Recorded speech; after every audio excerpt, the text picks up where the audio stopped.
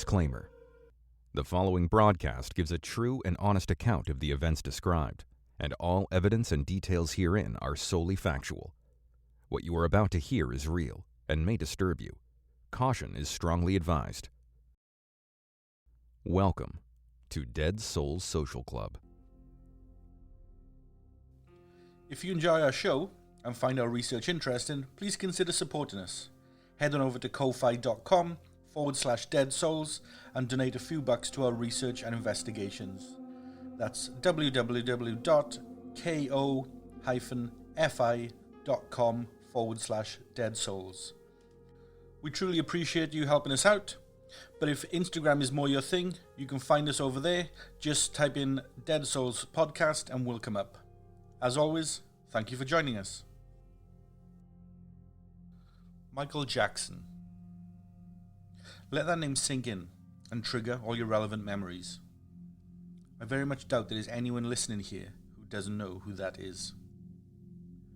Michael Jackson. One of the biggest, most enigmatic, mysterious and significant cultural figures of the 20th century. Whether you were a fan of his or not, there is no denying the magnitude of his legacy and how he left a lasting imprint on the world. Jackson was complex, fraught with issues both personal and professional, but throughout his lifetime managed to hold on to the throne that the media, his fans and peers would all call the King of Pop. He was possibly the most famous and popular entertainer of all time. But this isn't a biography. Far from it. Maybe I should clear something up before we start. It will make things more transparent down the line. I am not, nor have I ever been, a fan of Michael Jackson. I think I own a CD of Thriller someplace, which was gifted to me a number of years back, but that's about it. I have no emotional ties to MJ or his life story, and I'm fairly indifferent to him as an artist.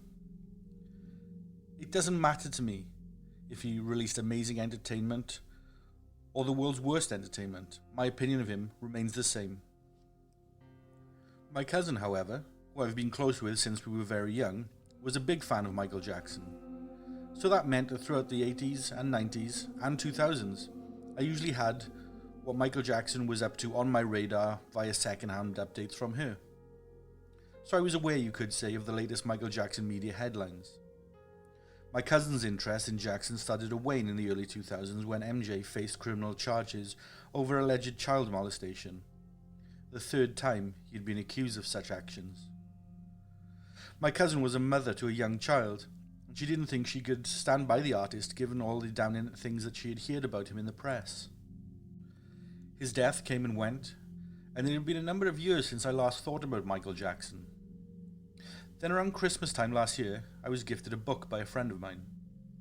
The book was a textbook that discussed the theorized psychological evaluations of various well-known figures and celebrities. Psychology being my jam, I read it from cover to cover in one sitting and I absolutely loved it. Thought-provoking and really well researched. It got me thinking about the same research that could be applied to other people. To cut the long story short, over Christmas dinner, my family were discussing what gifts they were thankful to have received this year. And I spoke about the book, and one of the comments I received back was from my cousin, who agreed that the book did sound very interesting, and she asked who was featured within its pages.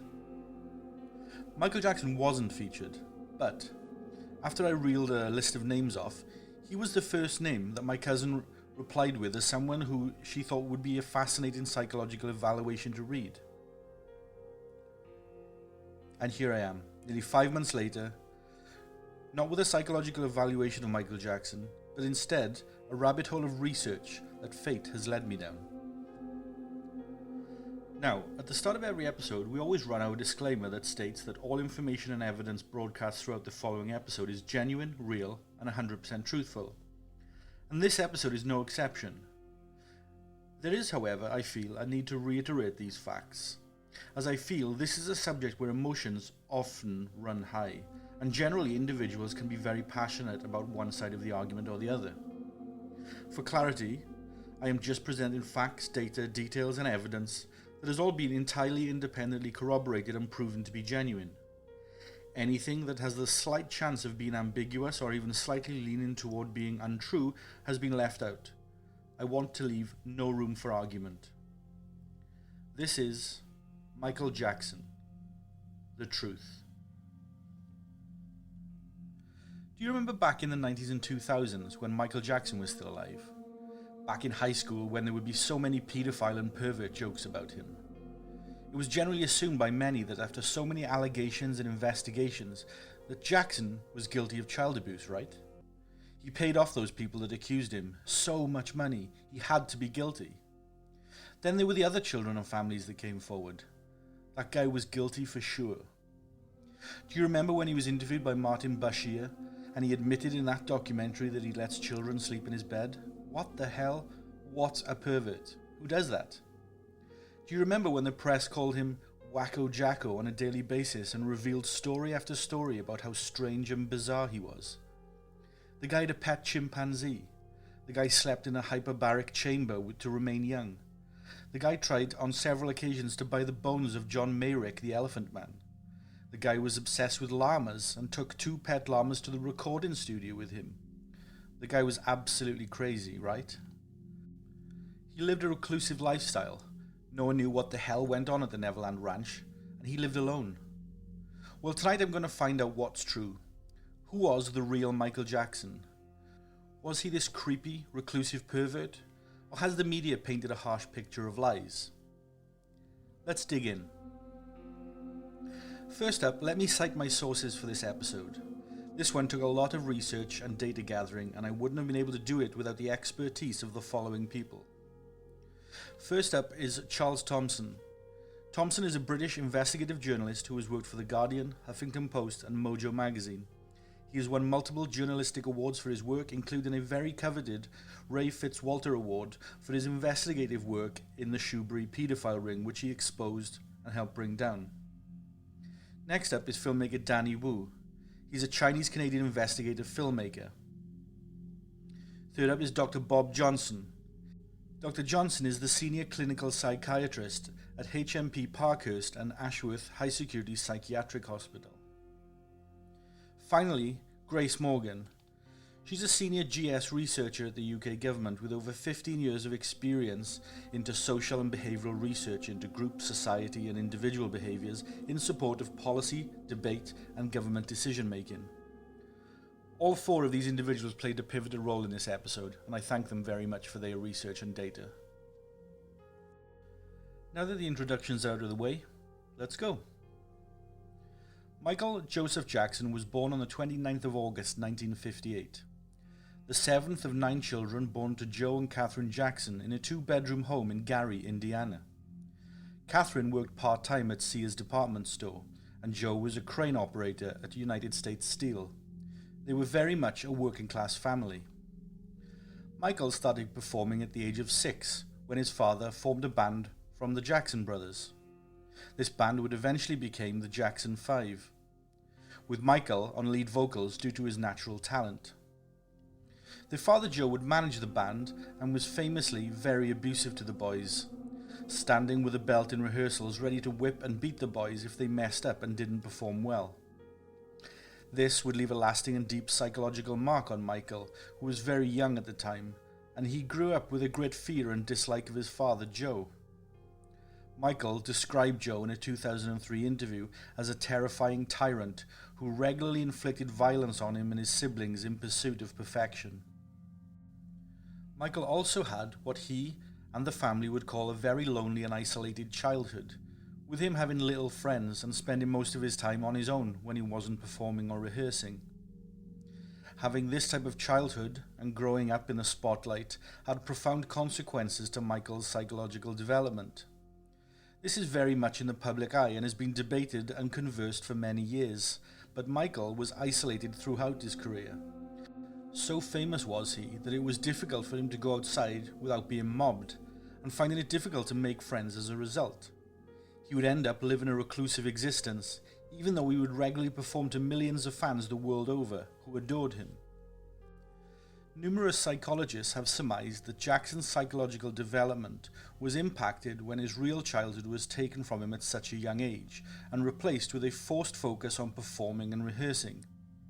This developmental impact is demonstrated by Jackson's seemingly childlike demeanor, behaviors, and interests well into adulthood. Jackson had a deep interest in Peter Pan, which Jackson himself stated in a 2001 interview was because he related to the character and wished he could forever remain a child.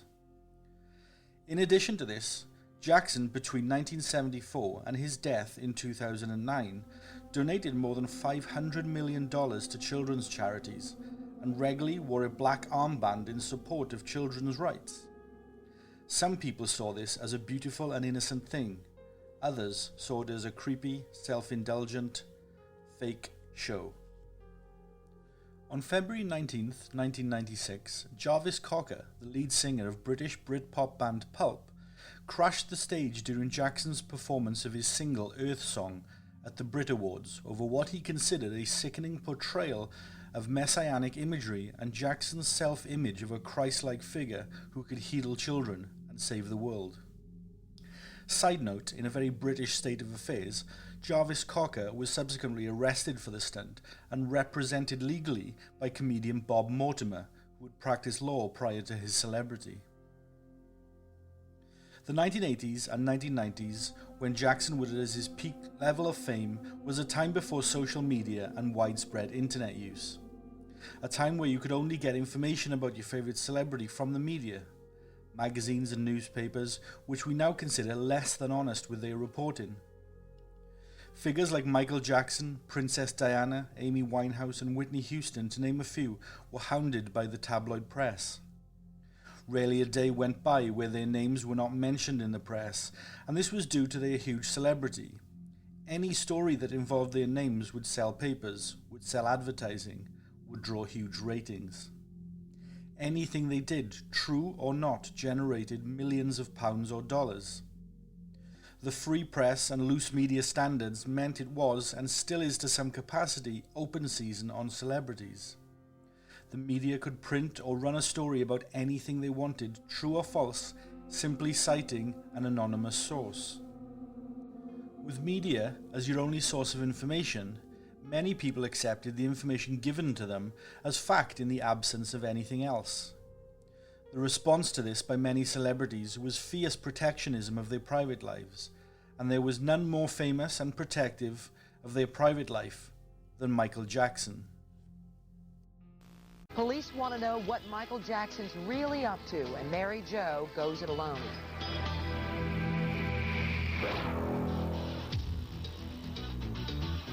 The Michael Jackson case blows wide open. The DA demands to know where he is. The investigation is continuing. Police want to know whether he's changing his appearance. They're ready to fly to Europe. Liz Taylor flies to his defense. I am a friend of Michael Jackson's, and I love him like a son. And criminal charges are threatened. Tonight, the latest from London, Los Angeles, and Washington. Michael, the heat is on. On August the 17th, 1993, the Los Angeles Police Department opened an investigation against Michael Jackson. The investigation was based on an allegation that Michael had sexually molested a 13-year-old boy by the name of Jordan Chandler. Jordan was a young friend of Jackson's, and the two had spent a lot of time together over the previous 18 months. On January 25th, 1994, Michael Jackson settled a civil lawsuit against him with the Chandler family. The New York Times was quoted as saying on January the 26th, 1994, that this settlement would leave Jackson open to any number of similar lawsuits and should have been considered further. Charles Thompson, the investigative journalist who revealed and brought down the Shoebury sex abuse ring in 2017, stated, "Clinically, there's a difference between the standard paedophile model and Jackson's behaviours. The first difference is that the cases I have investigated were all criminal cases, and there was no real financial incentive to make an allegation. And then in the cases where we've seen convictions, you have victims who were credible, who were consistent, and that's never been the case in the allegations against Michael Jackson. They've never been consistent. They've always turned out to be perjurous and people who were just looking for a payout." The United States government, for all it says about nations like Russia and China, certainly don't like its citizens gaining too much power or influence either. Take J. Edgar Hoover's surveillance and intimidation files, for example. Michael Jackson was no different in regards to this treatment. He was one of the most famous people on the planet. He was also the target of intrusive FBI scrutiny and surveillance. But what do those FBI files tell us? Well, they are now in the public domain, albeit slightly redacted. But what they do is give us an insight into those 1993 accusations and the subsequent investigation. Firstly, no child porn was ever found at Neverland Ranch. In fact, it was widely reported in the press at the time that there was child pornography found prior to the time of the trial. And due to all the inaccurate reporting, the judge and the prosecutor both released the stipulation publicly, which was that no child pornography had ever been found at Neverland or any other Michael Jackson's properties. That's the judge in the trial confirming that due to the amount of untrue facts in the press, and even the prosecutor saying that there was no child porn found, which is a huge statement to make given the prosecutor wants a conviction. Regarding what the FBI files tell us, they show us that for over a decade the FBI was intermittently involved in investigating Michael Jackson. There's no evidence of sustained surveillance or sustained investigation, but the authorities occasionally calling on the FBI to assist them with their investigation into various matters. Nonetheless, more than 20 different FBI departments investigated Michael Jackson at one time or another. Despite significant attempts, none of them could find any evidence of any wrongdoing at any point in the 20 investigations. Included in the files was details regarding all of the computers that were seized from the Neverland Ranch in regards to the 2005 Arvizo trial. FBI analysts were unable to find anything incriminating on any single one of the machines. Whilst the FBI files alone don't exonerate Michael Jackson, they certainly don't incriminate him. This is important given the media stories and speculation from 1993 that stated a significant amount of child and animal porn was found at Neverland, with a huge amount of the pornography being homosexual in nature. If that's not a deliberate smear and attack on Michael by the press, I don't know what is. It's quite shocking, really. Michael Borok, a forensic psychiatrist at the University of Cincinnati Medical School, has evaluated many pedophiles, and he stated in 2005 that Jackson simply does not fit the usual profile of a child sex offender. Jackson's eccentric behavior is not typical of this kind of offender. In fact, most sex offenders are, quote-unquote, normal people, and often don't stand out in any way. They don't want to draw attention to themselves. Anything, they wish to disappear into a crowd. Further, whilst many cite Jackson's childlike persona and keeping toys and children's items in his home, Borak refutes that this is not a paedophile trait. Most paedophiles will keep toys and childish possessions in their home to lure children, yes, but these are usually hidden away, and not just from visitors in their home, but from themselves. They don't want a reminder of who they are, and they certainly wouldn't play with such items, much like Jackson did.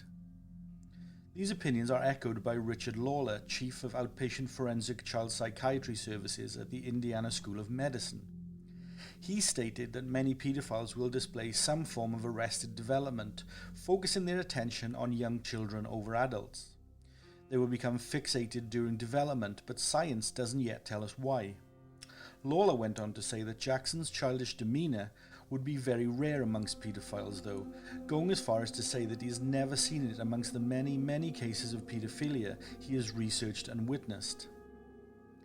Back in 2001, German psychologist Dieter Speck spoke on German national television regarding Michael Jackson's revelations in the now infamous Martin Bashir interview, and regarding his psychological makeup.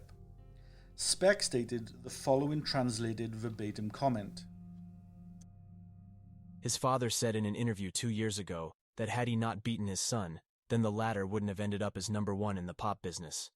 Thus, Michael was afraid of his father, and at the same time always craved the love of his father. Meanwhile, his father Joe would mock Michael's face, his nose, and his acne. Michael wanted to please his father, I would say paradoxically, because he was so afraid of him. Michael never got the love from his father that he craved for, and this love was left behind all of his life. What he is doing now is that he gathers children around him and wants to have children around in order to be a father to them, a father figure that he himself never had. Michael is in fact child and father in one single person.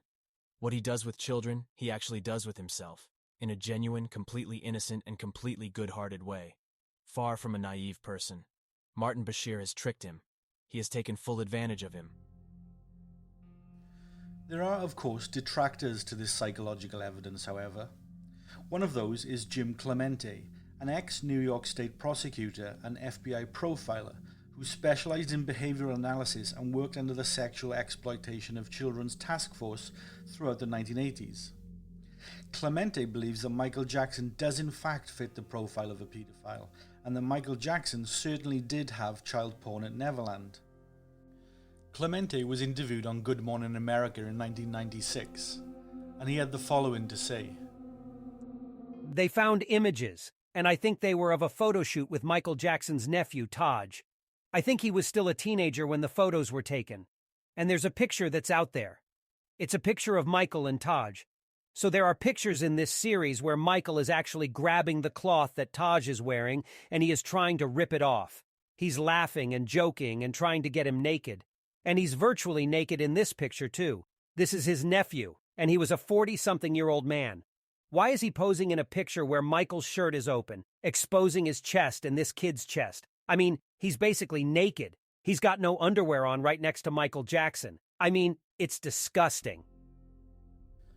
The image that Clemente is referring to is the photo shoot that Michael Jackson did with his nephew's band 3T in late 1995.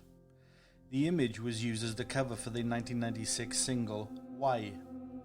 A lot of Clemente's comments in this interview are grossly inaccurate, and he seems to be relying on the public's ignorance to just believe him and take his word for it. You can view the image by going to www.deathcult.com/Jackson. Michael Jackson's nephew Taj, who was one of the members of 3T, actually issued a rebuttal to Clemente. Here are some of the things that he had to say.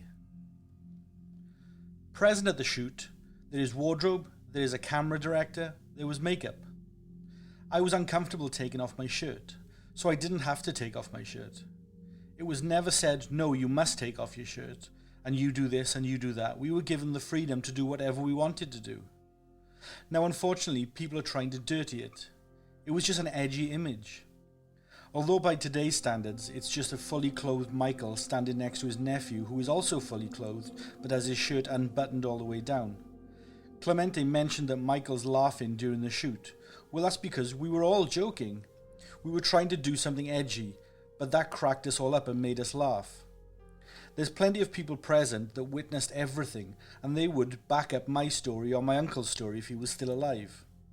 But at the same time, there is this random guy who basically is just guessing what happened at the photo shoot by pictures and wants to assume the worst.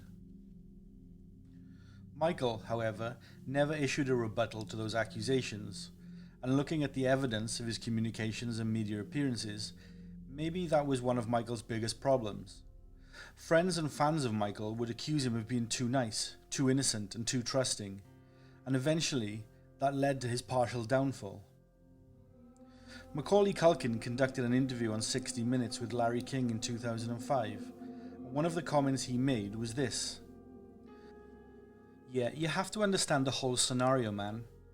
And the thing is with Michael, is he's not very good at explaining himself. I mean, he never really has been.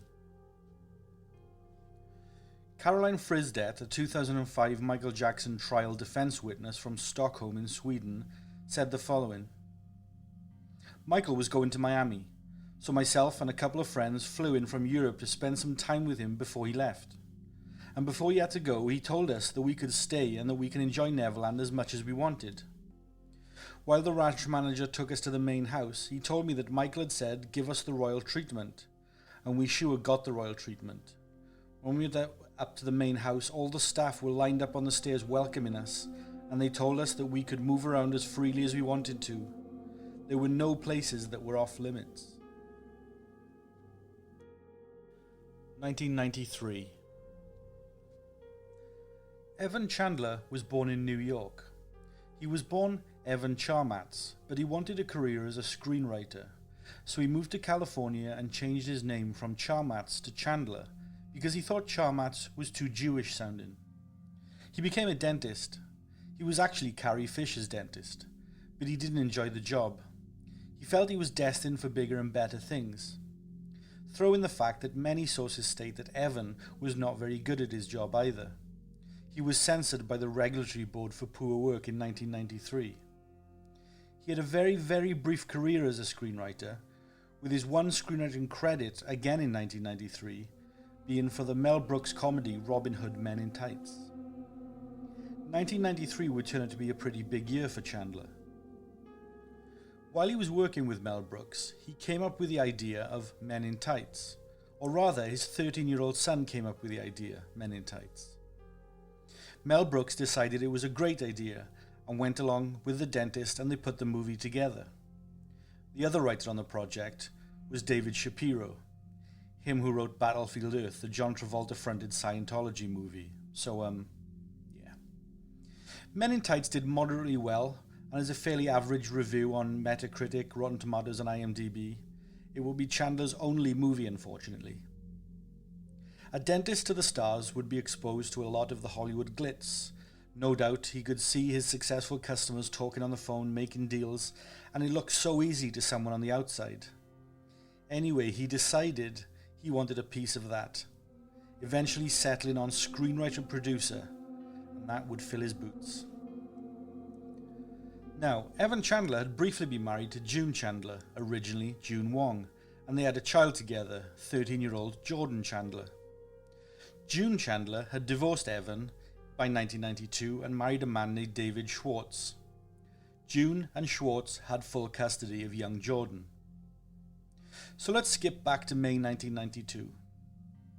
Michael Jackson is in Los Angeles with some of his entourage. The entourage is driving along Wilshire Boulevard at Beverly Hills and their car breaks down. The entourage get out and try to ascertain what the issue is, but they can't find nor fix it. Then, driving past, a lady spots Michael Jackson standing by the side of the road next to his smoking vehicle. The lady calls her husband, who works at a business called Rent a Wreck.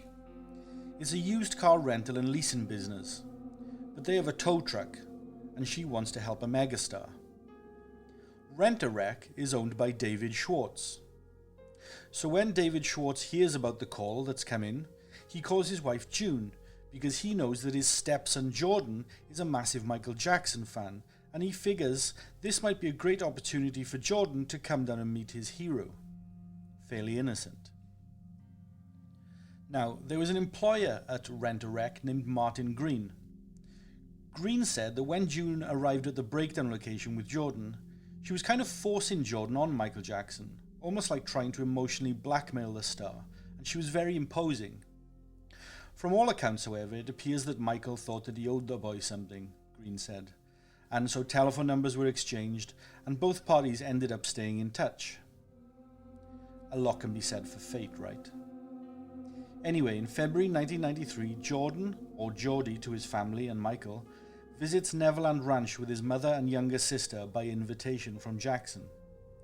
A friendship quickly develops between Michael and the Chandler family, or at least between Michael, Geordie, June and David Schwartz at least.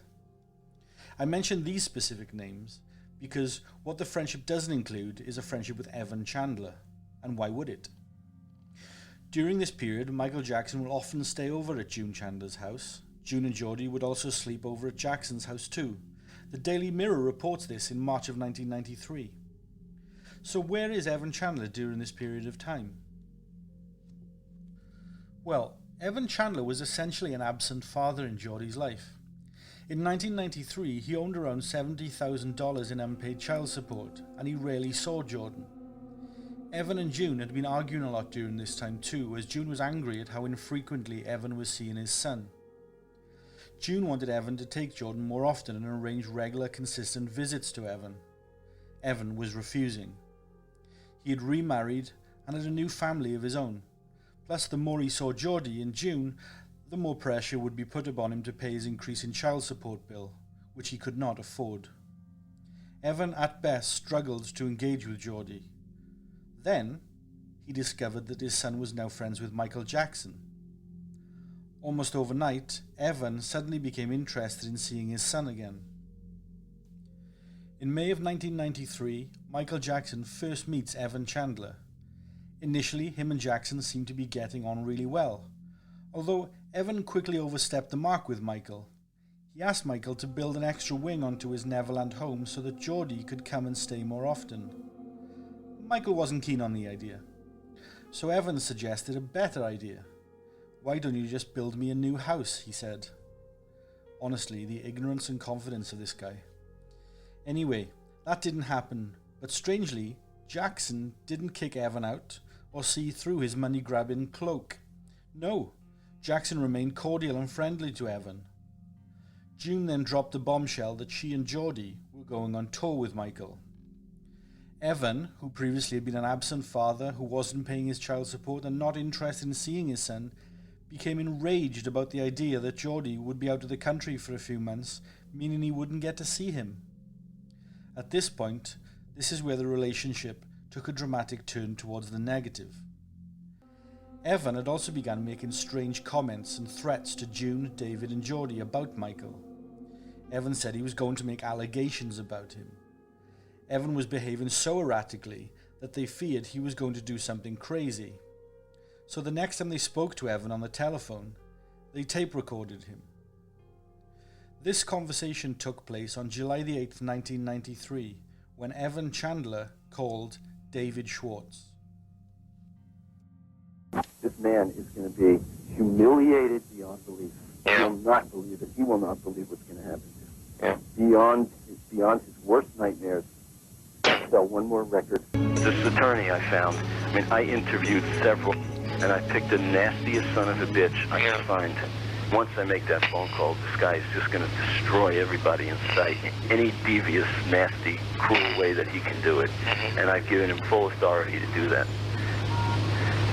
It'll be a massacre if I don't get what I want. If I go through with this, I win big time. I will get everything I want, and they will be destroyed forever. They will be destroyed. June is going to lose Geordie. She will have no right to ever see him again. Yeah. That's a fact, Dave. That's what's Does that help? Michael's career will be over. Does that help Geordie? Michael's career will be over. And does that help Geordie? It's irrelevant to me. Apologies for the quality of that recording. Chandler had gone from 0 to 100 in a split second. He's furious that Michael has stopped calling him and stopped taking his calls, and how Michael has stolen his ex-wife and torn the family apart, his words. He's plotting his revenge, and he says cryptically that everything is moving forward in accordance with a plan that is not just his. So Evan Chandler hires attorney Barry Rothman. Rothman is a vicious litigator. At that time in the early 90s, he works for the most part in the entertainment industry as an entertainment attorney, but he had a history of being a really strong negotiator. In the entertainment field, at least. Diverting slightly off topic for a small second, a secretary that was employed throughout the 1990s by Barry Rothman came forward after Jackson's death. Her name is Geraldine Hughes. Hughes made the following comments about her time working at Rothman's legal practice in 1993. I was the only legal secretary for Barry Rothman. I handled all his work. Whenever Evan Chandler would call Barry Rothman's office, Barry would tell us to put the call on hold, and he would walk all the way back to his office and shut the door. And that's how he took all of Evan's calls. Evan was the only client who Barry did that for. If anybody else called and Barry was away from his office, he would just pick up any phone and have a conversation, no matter how private or sensitive the discussion was. But he didn't do that with Evan Chandler. Their conversations were always the only private conversations that Barry had behind closed doors. Pretty interesting, right? So, through his attorney, Evan Chandler accused Michael Jackson of child molestation against his 13-year-old son Geordie. He didn't report the crime to the police, however. Now, Geordie Chandler was insisting that Michael had never touched him. So Michael Jackson's legal team sends their investigator, Anthony Pellicano, around to interview Geordie Chandler. Geordie was interviewed on record and tape recorded. Pellicano questions Geordie for around an hour. Pellicano asks him a number of pointed and very direct questions. Have you ever seen Michael Jackson naked? Have you ever gotten naked in bed with Michael Jackson? Has Michael Jackson ever touched you sexually, etc., etc.? Geordie Chandler answers no to every single question. At the end of the conversation, Geordie Chandler reiterates that Michael has never done anything wrong to him, then says that his dad is just trying to get money. This is recorded and remains on record. Geraldine Hughes comments again, saying that it started out as a custody issue. Evan Chandler wanted the custody of Geordie because in order to coerce a child into saying something that's not true, you need time with that child. So Evan Chandler goes to custody court and tells the judge that he wants a week of custody with his son. June Chandler agrees on the basis that he will be returned after 7 days. Even though Evan agrees to this, he doesn't comply and doesn't give Geordie back. During the custody period, Evan took Geordie to Rothman's office on a number of occasions. Hughes confirms that the three of them, Evan, Geordie and Barry Rothman, would lock themselves in Rothman's office for hours at a time. Now this next part is pretty crazy. It's like something out of a movie, a pretty bad movie, and certainly not something you would believe if you were told it. But medical records and eyewitnesses support that the following occurred that same week.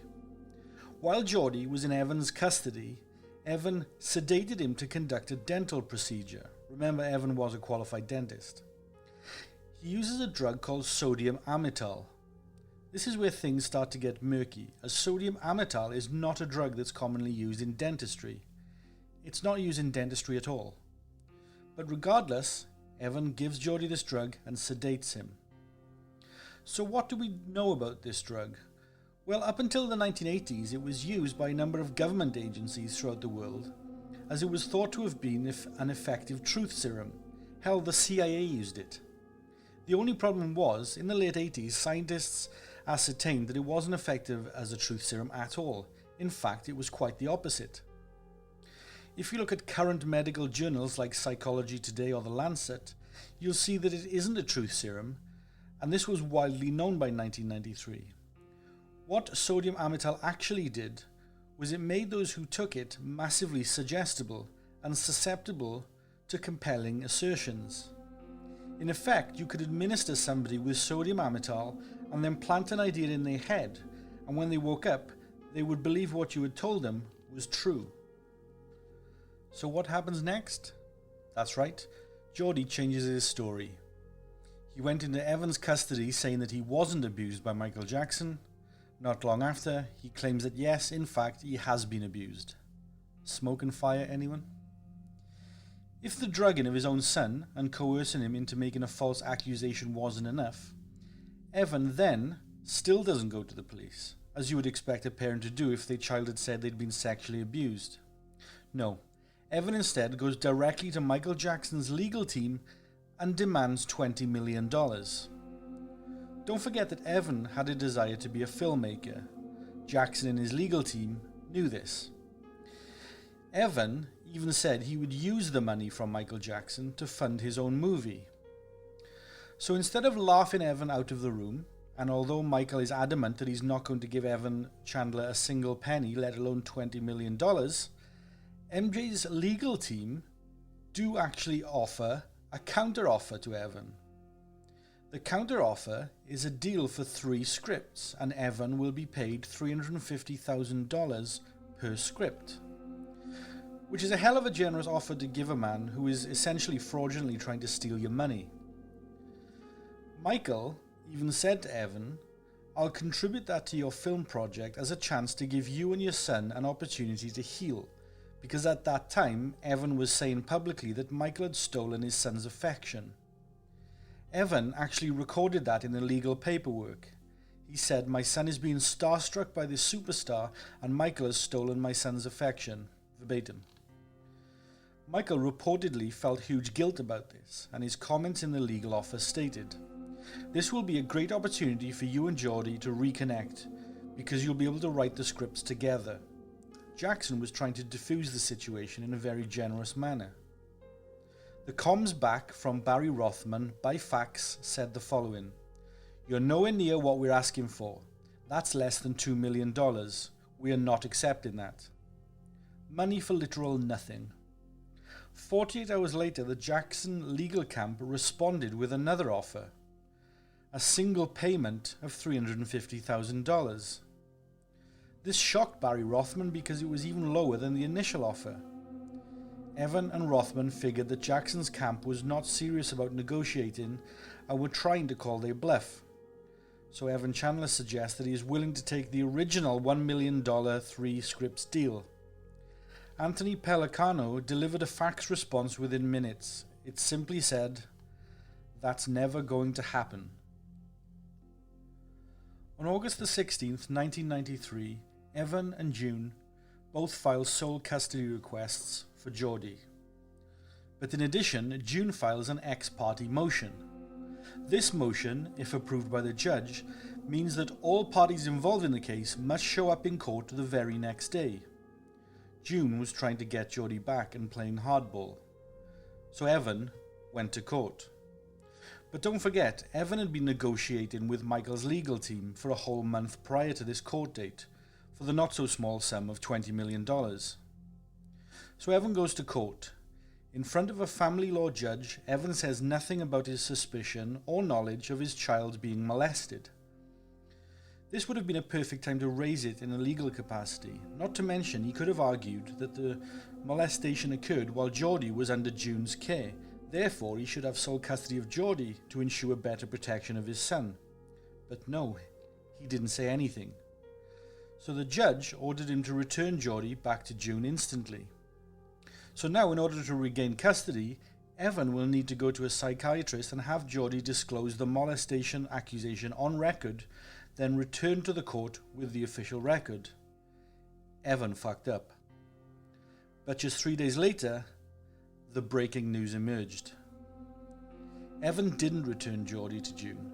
Instead, he took him to a doctor that he had already set up the molestation accusation with, and the doctor signed off on it, adding it to official medical and court records. Evan is panicking and losing control though, because he triggers the criminal proceedings by obtaining the doctor's statement. That means that Evan loses control of the negotiating situation with the Jacksons' attorneys, and all discussions cease because the police are now involved. Evan says to a number of people, including June and David Schwartz, that he doesn't want the police involved, and he regrets his actions. But why, if you have discovered a man has been molesting your teenage son, why wouldn't you want the police to take action? For those of our listeners who were around in 1993 and have memory of these events, you'll know that the media went into a frenzy. It was utter insanity. Once the Michael Jackson case kicked in, their ratings went through the roof. It was astronomical the difference that the story made to the ratings of shows like Hard Copy and A Current Affair. And story on the news about Michael Jackson drove the ratings sky high, and the subsequent advertising generated millions for the television stations, newspapers, and magazines. At the time, this was considered the story of the decade, if not one of the greatest stories of the century. Remember, Michael Jackson was at the peak of his fame and possibly one of the most famous people on the planet. This was an era with no internet and no social media. There was a real thirst for knowledge about Michael Jackson as he was so reclusive. People knew very little about him. This was a time where celebrities could have anonymity and a private life away from the world. But to the press, there was a real need to keep the story going every single day. They needed a new Michael Jackson story or angle because that was where the ratings were coming from, and ratings meant money. So the impetus was there for journalists to seize on anything, literally anything that came up, anything that looked like a scoop or a scandal or looked like it might bring in the ratings. They just ran with any story they could. Truth, accuracy, authenticity, or facts didn't matter. What they didn't have, they could make up. Not sleazy or scandalous enough? No problem. We'll jazz up the details a little. Didn't have any new information? That's okay. We'll just completely make something up and claim the info came from an anonymous source. Tabloid news. In 1993, after the accusations against Jackson were made, MJ released a video statement that said, in verbatim, "I will say that I am particularly upset by the handling of this massive media matter, by the incredible, terrible mass media. At every opportunity, the media has dissected and manipulated these allegations to reach their own conclusions. I ask all of you to wait and hear the truth before you label or condemn me.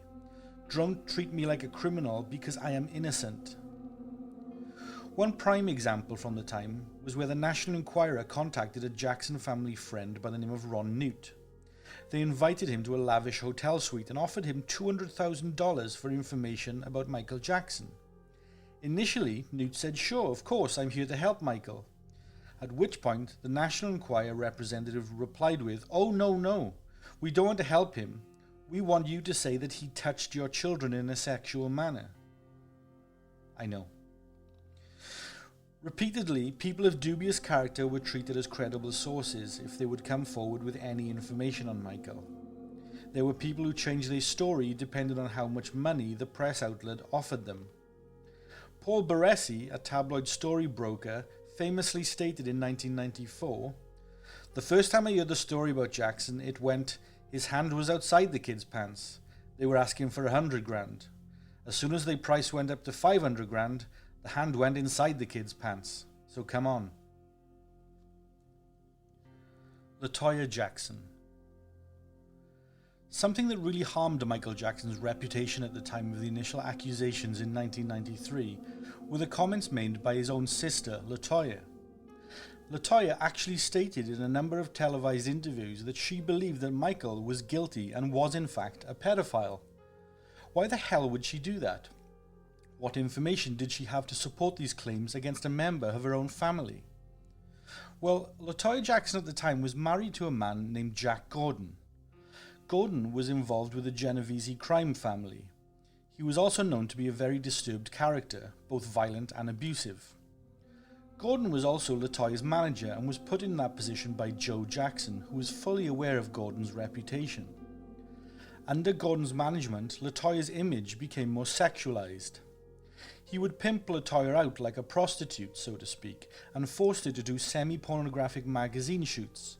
For example, Playboy magazine in 1989 and 1991, and a subsequent Playboy video in 1990.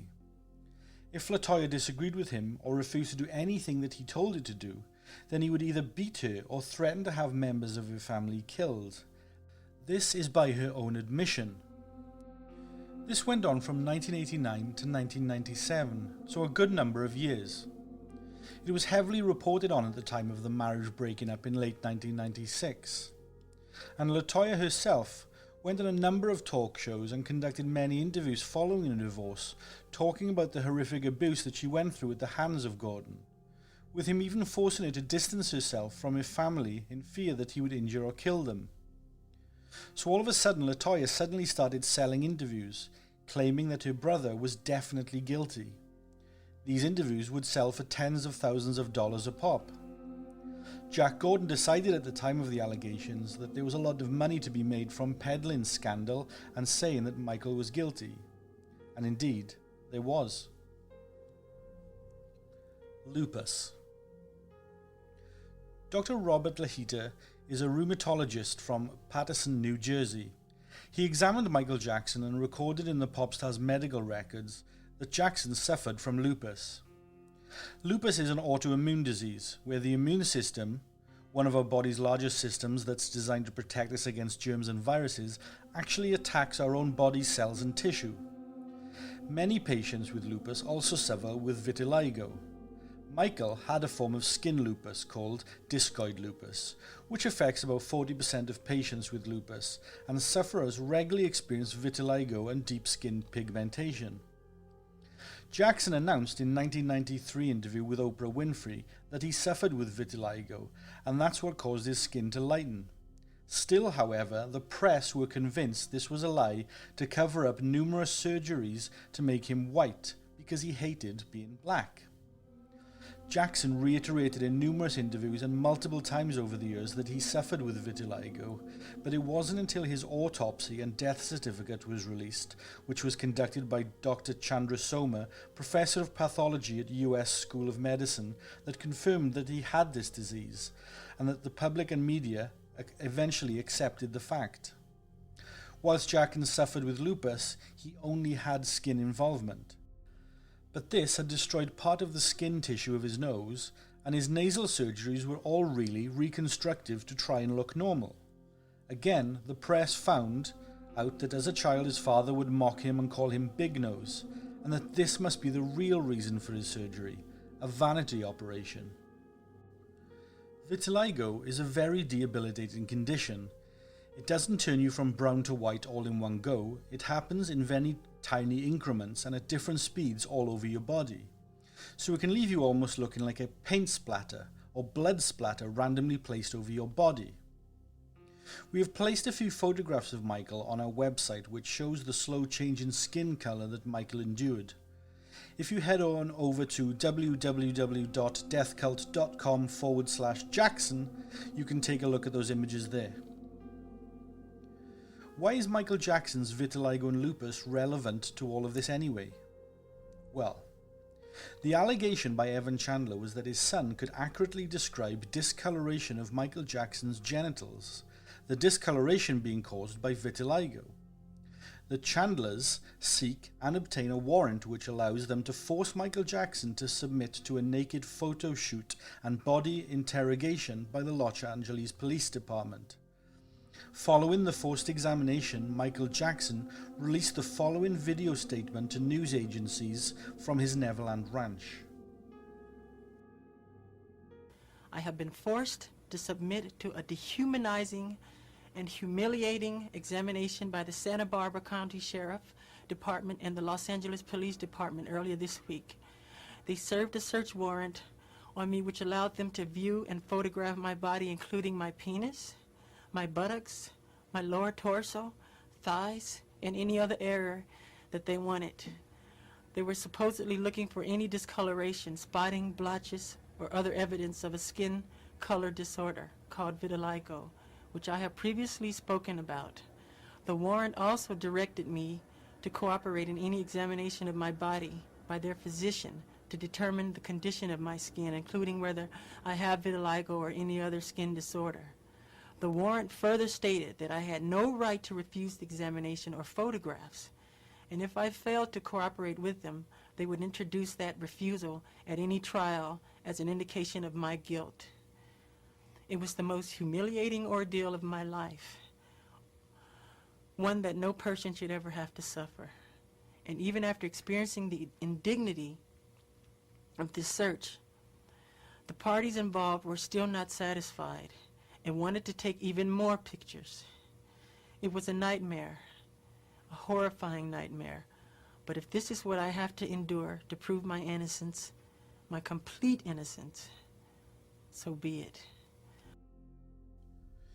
In a book by Evan Chandler's brother, Ray Chandler, he quotes Evan as having a discussion with his personal lawyer, Larry Feldman, law enforcement and District Attorney Gil Garcetti. They are discussing Michael Jackson's vitiligo situation. Law enforcement have disclosed to the Chandler family that Michael has a skin condition called vitiligo. The skin condition can regularly change the way that your body looks due to its ongoing attacks against the pigmentation within the skin.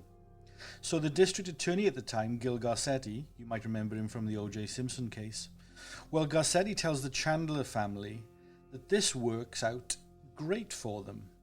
Garcetti states it's great because if Jordan Chandler's description matches Jackson's genitalia, then it's proof that Jordy has seen Michael's penis. But if Jordy's description doesn't match, then they can say, oh well, that's because of the vitiligo and the pigmentation has changed since Jordan saw it. Larry Feldman comments, either way, we win. In January 1994, law enforcement sources tell two different media outlets, Reuters and USA Today, that there is no match between what Jordan's descriptions are and the body search of Jackson that the police conducted. Jordan Chandler's illustration of Michael Jackson's genitalia has since been leaked and is now available online. For the record, I won't be hosting the image on my website. But if you can track it down and you look carefully at what's written on the document, it has phrases such as my theory and to be selective. Now remember that this document was produced by a 13-year-old boy. Are these truly Jordy's own descriptions or phrases? They don't seem like the words or descriptors of a 13-year-old boy to me. On a side note, it's worth mentioning too that prior to the relationship between the Chandlers and Michael breaking down, Evan Chandler had assisted Michael by administering painkillers to Jackson through injections to his buttocks at Michael's request. This is in the trial deposition. So at the very least, Evan had seen Jackson's gluteus and knew that he had discoloration on his lower body region, thus guiding Jodi's statements further if he so wanted to. Okay, let's talk the Linden affidavit. So I'm going to try and explain this without getting too graphic. Santa Barbara Deputy Sheriff Detective Deborah Linden submitted a sworn affidavit to the court during case depositions. Now, Detective Linden was part of the same team who were investigating the Jodi Chandler case. She was present at the forced body search of Michael Jackson. Detective Linden took from Jodi a written description of Michael Jackson's genitals. Jodi also tells Linden that he clearly remembers Michael being circumcised. Jodi even documents his comments by drawing a picture of the genitalia he claims Jackson had, detailed down to the circumcision. The kicker is, though, that when the police conducted the body search, it turned out that Michael Jackson was not circumcised, meaning that Jodi's description does not match. Linden signed a legal affidavit to the court confirming these events. The Los Angeles Police Department also retained photographs of MJ's body search, which support the Linden affidavit. At this point, Jackson is seeming like a pushover and a flake, so I just want to clarify at this stage that in late August 1993, Michael Jackson files extortion charges against Evan Chandler and Barry Rothman. He wants again to control the narrative. So shaken by this news, Barry Rothman resigns as the chief attorney for the Chandler family. To replace Rothman, Evan Chandler immediately hires Gloria Allred. Allred, it seems, wasn't fully brought up to speed, nor did she read the case files, because right away she proceeds to hold a press conference and announces that the Chandlers are ready for a criminal case. Oops. As you would assume, Gloria Allred is quickly fired and Barry Rothman resumes representation, although now he is working very much in the background. Plausible deniability. Officially, though, Larry Feldman is named as the replacement to Allred, and the attorney is willing to push for a civil case as the primary agenda. For anyone that's listening that doesn't know the difference between a civil and a criminal case, I'll explain. Criminal law defines what activity is illegal and punishes the offender. Its aim is to prevent offenders from re-offending the same crime. In a criminal lawsuit, the conflict is generally between a governmental authority and a person or persons. Civil law is to ensure the constitutional right of a civilian. In most civil cases, the conflict is generally between two or more private parties. The trial process and punishment also differ significantly from one to the other. Simply put, if you lose a case in a criminal suit, you could face jail, a fine, enforced public service, or a number of judgments the government imposed via a district or federal judge. If you lose a civil suit, the outcome is generally that you pay the opposing side a sum of money, which is decided by the civil judge. By late 1993, 5 separate search warrants are carried out on Michael Jackson's properties. These all took place while Jackson was touring outside of the United States, so authorities had total and complete free will to ransack Jackson's addresses. In all 5 searches, nothing incriminating was found. Nothing. This as per police and court documents. The criminal case now stalls due to lack of evidence. A judge even allows and issues warrants for law enforcement to search Jackson's parents' house, Havenhurst, and also Jackson's doctor's office, seizing all of his medical records. There is still no incriminating evidence found. Now, the authorities aren't stupid, but at the same time, they have launched a public investigation into one of the biggest stars on the planet, so they don't want to seem inept to the public either. They know that they have got a boy at the centre of the case who at first said he wasn't molested, then said that he was. They know the change of heart came after some coaching, shall we say, and a dental procedure. So the authorities don't want to put all their eggs in one basket. This is when the police go looking for other victims of sexual abuse at the hands of Jackson. First, they track down and speak to dozens of fans who Jackson has had visit his Neverland ranch. Every one of them deny any improper behaviour on Jackson's part. A lot of them are female fans. The police then decide to focus on Michael's young male companions who spent the most time with him. The police interview Macaulay Culkin, Corey Feldman, Brett Barnes, Jimmy Safechuck, and Wade Robson. All 5 boys vehemently deny that Jackson had abused them, and all deny any wrongdoing on Jackson's part regarding their interactions with him. Corey Feldman went as far to say that he was never abused by Jackson, but did give the police names of other paedophile abusers in Hollywood, some who had actually abused him when he was younger. The police do nothing with this information, however. They were solely focused on trying to find incriminating information against Michael Jackson. This again came to light after the death of Corey Haim in 2010, where yet again the police took no further action. The criminal case basically stalls. There is just no evidence. In October 1993, the judge in the civil case moves forward and orders depositions. A deposition is where you are forced to state your case and give your evidence under oath. It can be done in court or under oath elsewhere and videotaped, usually at an attorney's office. Michael Jackson is ordered to be deposed by January 1994. The problem with this is that if you have a civil case which comes before the criminal case and you are forced to give away your defense strategy, then it gives the prosecutors a front row seat for your defense. They can then go away and tailor their criminal case around your defense. For example, if you say, "I have an alibi" in the civil case, the prosecutors can tailor their criminal case to change your alibi dates and times, etc. Or they could just change their case altogether to get around the alibi. If you have a witness, they can discredit that witness or work to undermine their credibility. They take out your defense piece by piece, essentially. It's like showing your hand in a poker game while all the other players are still in the game. So by the time you come to criminal court, you have no defense anymore and likely will face jail. That's a huge problem when a civil case precedes a criminal case. Because from October 1993 to January 1994, Michael's defense team speaks to the judge on 4 separate occasions and argues that the civil case must be delayed so that it doesn't proceed or influence the criminal case. It's actually unconstitutional. The judge denies all 4 attempts. The denial comes, as Larry Feldman argues, that Geordie Chandler is a child, therefore his memory is not fully developed, and he would be at risk of losing his memory if the testimony is not heard quickly. Geordie, however, was by then 14 years of age, which in the legal sense wasn't too young. However, the judge still agreed with Feldman on all 4 occasions. Evan Chandler, at this time, submits a request to the court to ensure that the civil case occurs before the criminal case. Legally, that should not have been agreed to because that contravened Michael's constitutional rights. However, Evan's request is successful. Jackson's deposition is scheduled for January 18th, 1994. Now, the Northridge earthquake on January 17th, 1994 in Los Angeles occurs the day before the deposition. An act of God, you could say.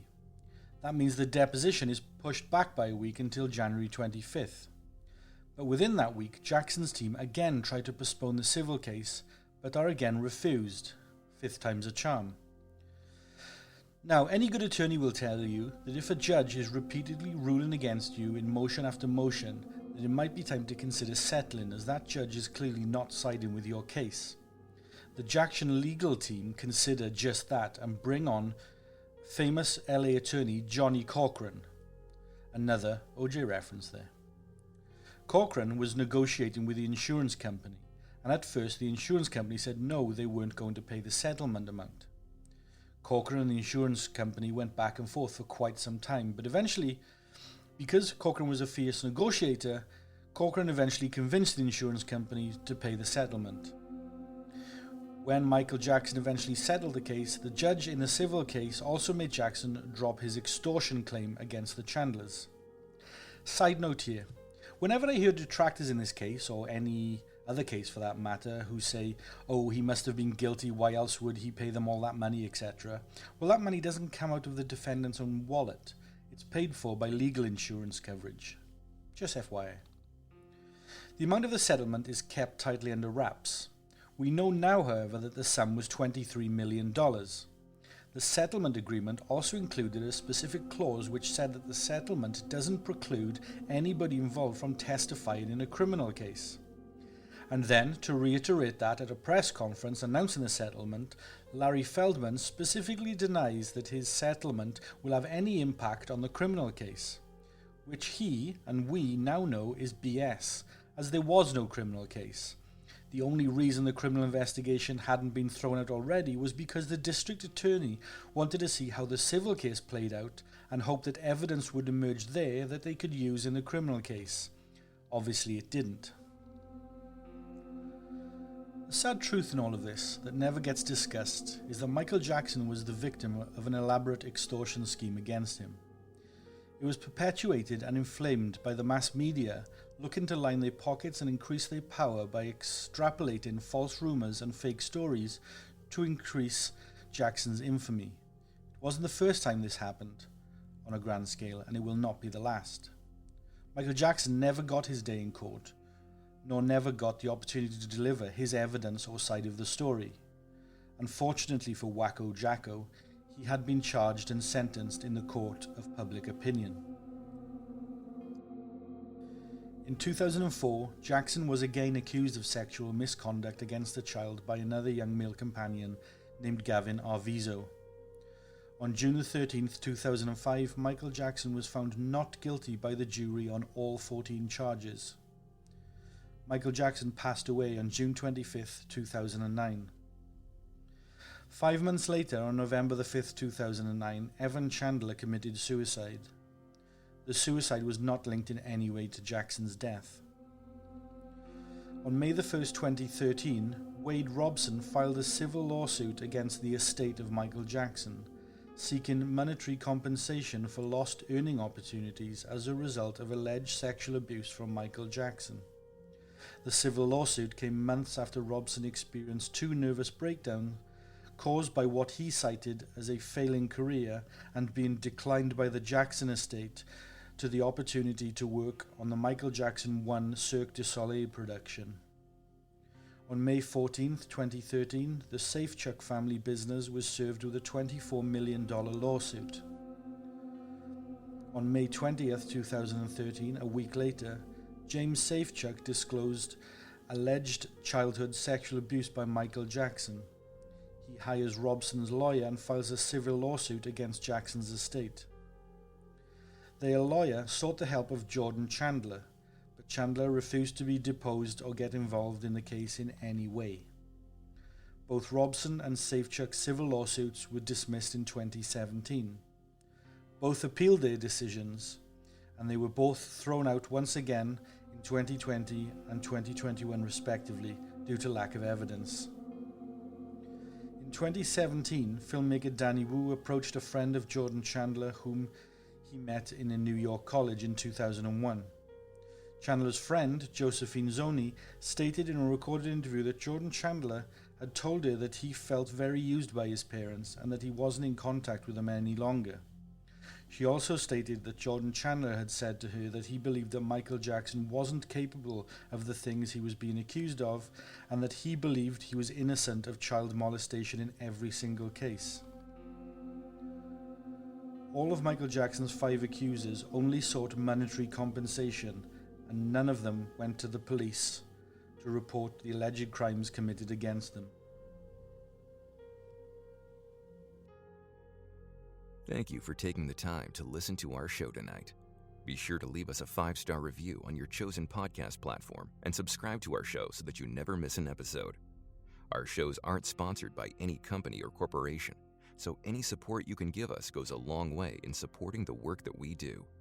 Visit deathcult.com for more information on how you can help us and support our broadcasts. There you can also find links to our socials, Patreon, and episodes. From all of us here at Dead Souls, sleep tight.